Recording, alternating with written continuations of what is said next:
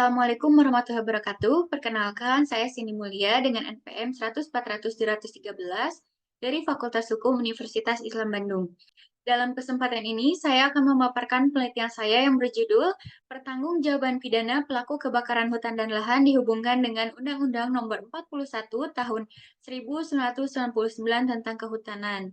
Penelitian ini dibimbing oleh Ibu Dr. Dini Dewi Heniarti, SHMH. Hutan dan lahan sebagai sumber kekayaan alam milik Indonesia digunakan sebesar-besarnya untuk kemakmuran rakyat.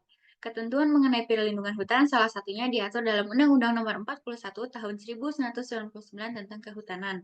Berdasarkan data dari Kementerian Lingkungan Hidup dan Kehutanan, diketahui bahwa pada tahun 2023, luas kebakaran hutan dan lahan di Indonesia mengalami kenaikan 4 kali lipat dari tahun sebelumnya. Ketentuan pidana mengenai kebakaran hutan dan lahan diatur dalam Pasal 50 ayat 2 huruf D Undang-Undang Kehutanan junto Pasal 50 ayat 2 huruf B Undang-Undang Cipta Kerja bahwa setiap orang dilarang membakar hutan.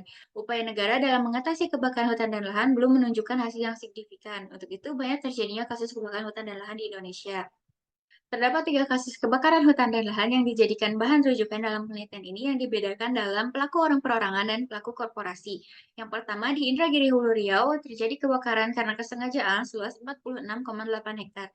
Selanjutnya, terjadi di Bukit Tetuis Gunung Bromo, kebakaran karena kelalaian mengakibatkan seluas 989 hektar. Selanjutnya, pelaku korporasi. Korporasi memiliki peran penting dalam pembangunan ekonomi nasional, akan tetapi korporasi juga menjadi penyumbang dalam kebakaran hutan dan lahan di Indonesia. Seperti yang terjadi di PTRS Kalimantan yang mengakibatkan kebakaran seluas 2.055 hektar. Dengan demikian, terdapat kesenjangan antara ketentuan hukum yang berlaku dengan fenomena yang terjadi. Adapun yang menjadi identifikasi masalah dalam penelitian ini yang pertama, bagaimana bentuk pertanggungjawaban pidana pelaku kebakaran hutan dan lahan dihubungkan dengan Undang-Undang Nomor 41 Tahun 1999 tentang Kehutanan, dan yang kedua, bagaimana kebijakan kriminal penanggulangan tindak pidana kebakaran hutan dan lahan. Selanjutnya, metode penelitian. Metode pendekatan dalam penelitian ini yaitu menggunakan pendekatan yuridis normatif. Yang kedua, jenis penelitian, yaitu penelitian doktrinal. Klasifikasi penelitian ini bersifat deskriptif analisis yang bertujuan untuk menyusun gambaran secara sistematis, faktual, dan akurat. Selanjutnya, teknik pengumpulan data yang dilakukan melalui studi kepustakaan yang bersumber pada data sekunder. Data sekunder ini terdiri dari bahan hukum primer, bahan hukum sekunder, dan bahan hukum tersier.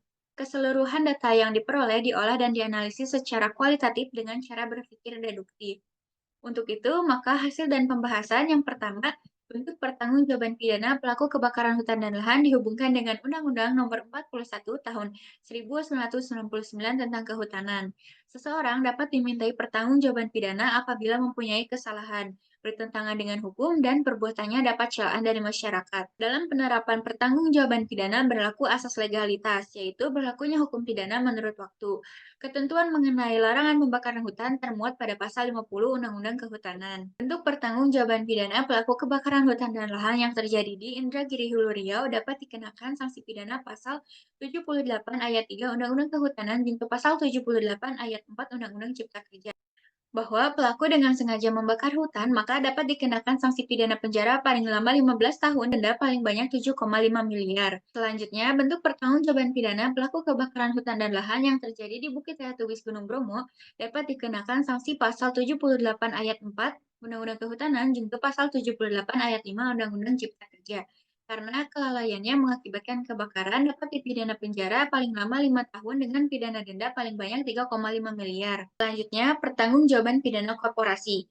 Korporasi sebagai badan hukum yang tidak memiliki fisik dan sikap batin, maka dalam pertanggungjawabannya berlaku teori pertanggungjawaban pidana mutlak atau strict liability. Dalam hal ini tidak perlu dibuktikannya unsur kesalahan, akan tetapi cukup dibuktikan dengan terjadinya tindak pidana tersebut. Dalam Undang-Undang Kehutanan ini dijelaskan bahwa apabila terjadi kebakaran hutan dan lahan di areal korporasi, maka secara otomatis korporasi tersebutlah yang bertanggung jawab. Pertanggungjawaban pidana korporasi yaitu PTRS dapat dikenakan sanksi pasal 78 ayat 14 Undang-Undang Kehutanan junto pasal 78 ayat 11 Undang-Undang Cipta Kerja, yang mana korporasi dan pengurusnya dikenai pidana dengan pemberatan 1/3 dari denda pidana pokok. Yang kedua, kebijakan kriminal penanggulangan tindak pidana kebakaran hutan dan lahan. Kebijakan kriminal merupakan bagian integral dari kebijakan sosial yang bertujuan untuk melindungi dan mensejahterakan masyarakat. Kebijakan kriminal ini dapat dilakukan melalui upaya penal dan upaya non-penal.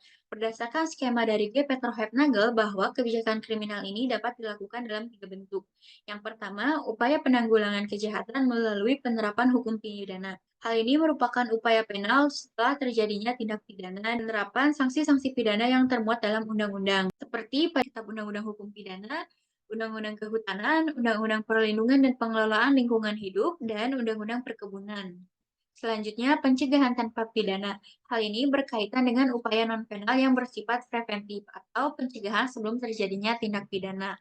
Hal ini dapat dilakukan melalui himbauan kepada masyarakat melalui sosialisasi, meningkatkan penanganan terhadap daerah yang rawan terjadinya kebakaran, kemudian meningkatkan kesadaran masyarakat setempat akan pentingnya menjaga lingkungan dan dampak negatif dari pembakaran terhadap ekosistem, dan meningkatkan kemampuan dalam deteksi dini melalui teknologi satelit sistem informasi geografis. Selanjutnya, mempengaruhi pandangan masyarakat mengenai kejahatan dan pemidanaan melalui media massa.